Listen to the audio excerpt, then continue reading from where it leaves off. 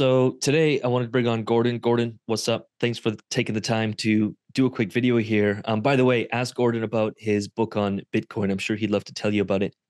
But we wanted to explore Solana versus Ethereum. And, I know, Gordon, you're really, really bullish on Solana, the whole ecosystem, and you have a depth of knowledge when it comes to it. So I just wanted to bring you on and have you talk through what you see and give us your rundown.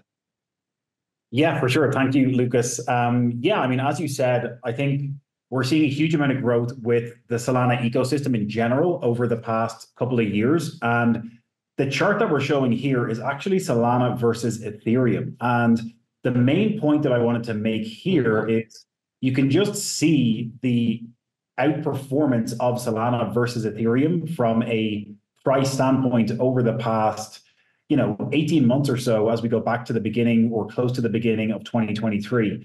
And again, what we're seeing is outperformance of Solana versus Ethereum. And we're actually seeing Solana continue to eat into the market share of Ethereum from a DeFi TVL standpoint as well. So this screenshot over here, this was actually taken back in February. And we can see that back in February, Solana was actually the fifth biggest chain in terms of overall TVL and DeFi. And it was actually sitting at only 2.61% of the total DeFi TVL. And Ethereum was sitting at about 61%. If we jump to today, so in the course of about 6 months, Solana has grown from just over 2% to over 6% of total TVL in all of DeFi. And Ethereum has dropped from about 61% to about 57% here today. So Solana's also jumped up to be the third largest overall chain in terms of TVL and DeFi.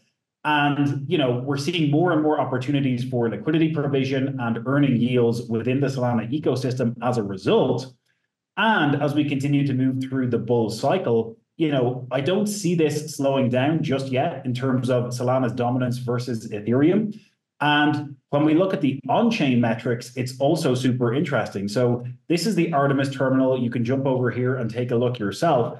But even if we zoom out to the past 1 year time frame, what we're seeing here is a huge amount of growth in terms of daily active addresses on Solana. And we've gone from around 200,000 daily active addresses this time last year to well over 1.5 to 2 million daily active addresses on Solana today. And again, from a fundamental standpoint, this means more people are using Solana. We've got more adoption happening on the network, more people using it every single day. And, we're seeing that correlation with all the TVL flowing into Solana as well.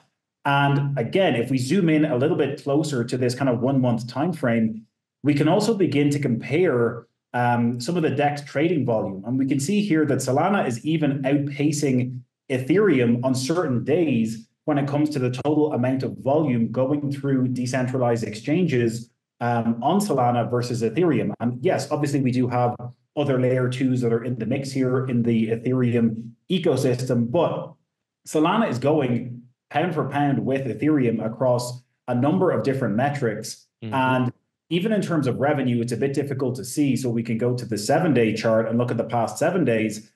Solana's even generating more revenue versus Ethereum on certain days over this past week time frame as well.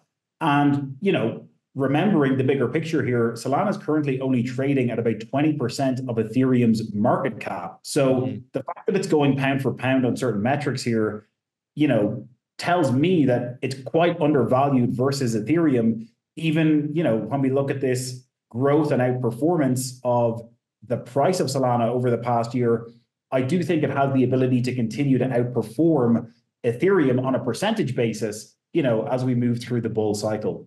So, Jupiter is one of the biggest DEX aggregators on the Solana ecosystem. Again, just seeing the sheer amount of growth that's been happening with Jupiter and the Solana ecosystem over the past number of months since Jupiter went live earlier this year. And again, what does this mean for liquidity providers? What does it mean for people like us who are looking to earn yield, generate fees when it comes to the Solana ecosystem? Well, again, I know you've talked about a number of opportunities over the past number of months, but over on Orca, there's a few different pools that people are seeing a lot of success with.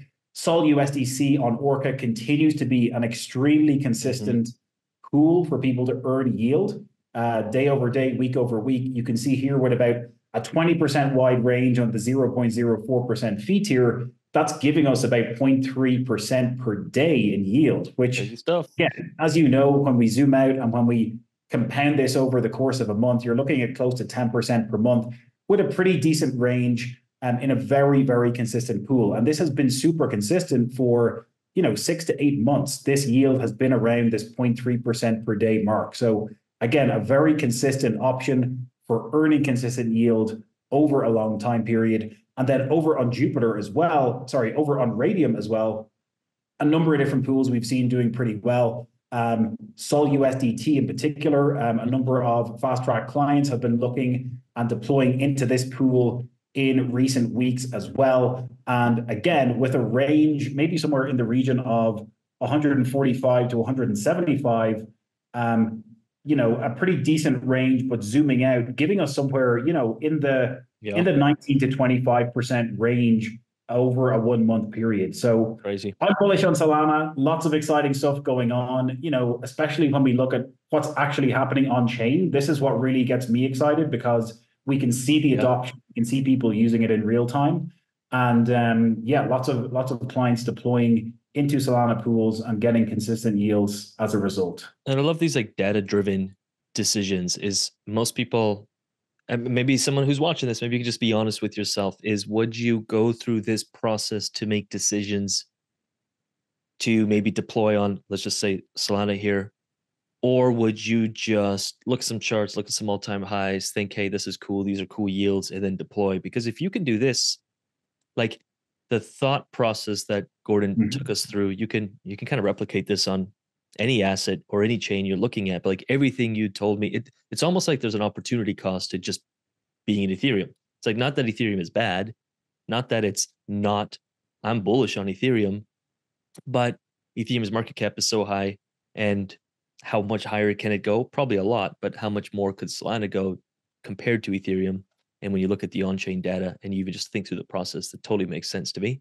And I agree, a lot of clients and a lot of Fast Track members are jumping in on some of these pools. So thanks, Gordon. This is awesome. Yeah, my pleasure. Lots of opportunities. And I'm also bullish on Ethereum. It's just about, following the volume, following the activity. That's where we earn yield as liquidity providers. And you can check out some on-chain metrics and see what's going on under the hood to get the big picture. Yep. Let's continue this conversation in the comments below. Feel free to continue this conversation. We're happy to have a little back and forth. How do you feel about Solana? Is there something else you're looking at? Did we miss something? Do you want to add something? Let us know in the comments below. And with that said, again, thanks, Gordon. Awesome. My pleasure. Thanks, Lucas.